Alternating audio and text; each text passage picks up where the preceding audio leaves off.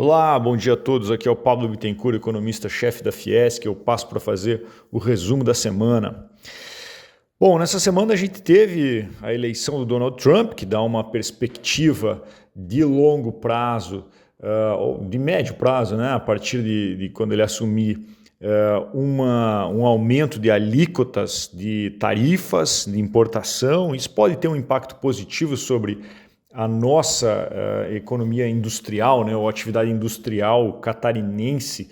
Vários segmentos podem se beneficiar de um aumento de tarifas à China, né? Vamos lembrar que houve uma promessa de aumento de tarifas para todo mundo, mas uma promessa, digamos, maior, né, de tarifas maiores à China, que é essa, né, o centro dos grandes atores globais. Hoje são a economia dos Estados Unidos no Ocidente, da China no Oriente, né, que direcionam a economia do mundo todo.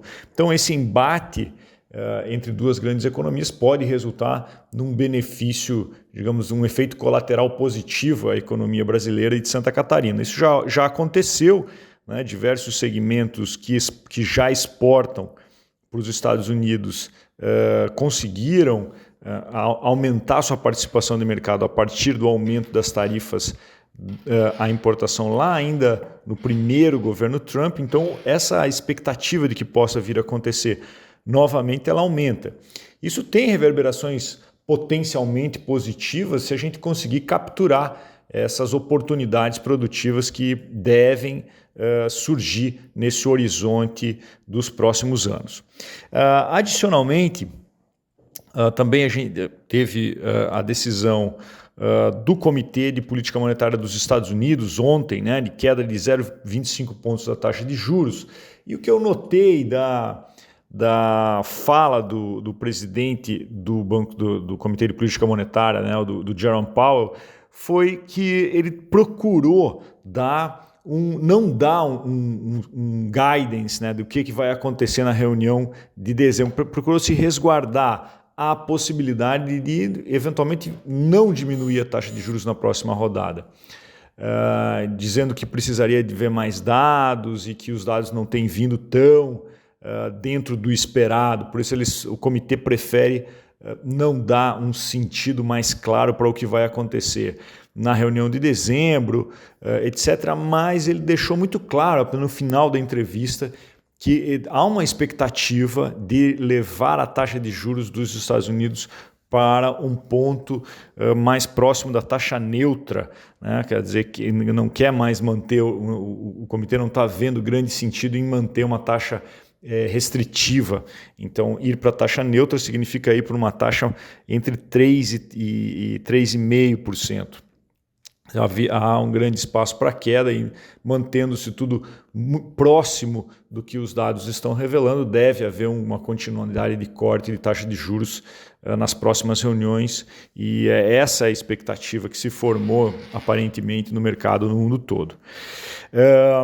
Também a gente teve a decisão do nosso Comitê de Política Monetária, que foi super importante. Assim, a economia do Brasil, é importante que a gente tenha isso em perspectiva. Quando eu fiz o comentário sobre a decisão do aumento de 0,5 pontos percentuais, eu entendi que era uma decisão correta, falei isso, mas é importante que a gente tenha em perspectiva que a economia brasileira está dando diversos sinais de aumento de inflação, né? Então, a inflação está vindo por diversos canais, e é importante que o Banco Central, que é o defensor único, né, o principal defensor, único não, poderiam haver outros defensores, mas assim, o defensor legitimado, né, que tem uma meta para defender, que é uma meta de inflação, ele está agindo de maneira condizente ao que se espera de quem tem essa meta. Então é nesse sentido que a decisão é acertada.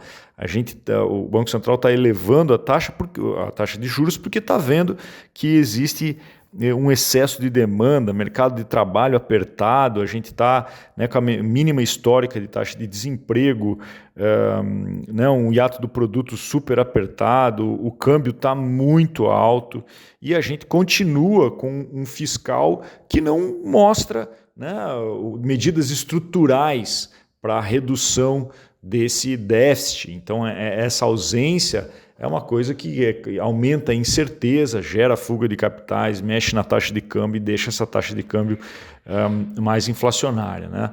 Então, aparentemente, é muito importante que venha um pacote fiscal mais consistente, que venha um pacote fiscal consistente. Um pacote fiscal consistente é aquele que, além de um corte, né, para de 2025 acima de 40 bilhões de reais, ainda mexa em elementos da estrutura dos gastos. Tá? Eu vou chamar a atenção assim, gastos típicos, né, como o BPC, seguro-desemprego, esses que são gastos que precisam de regras melhores de elegibilidade. Quer dizer, para você ter acesso ao benefício, precisa ter regras um pouco mais duras. Tá? A gente tem um mercado de trabalho super apertado, quer dizer, muita atividade econômica e o seguro-desemprego aumentando muito.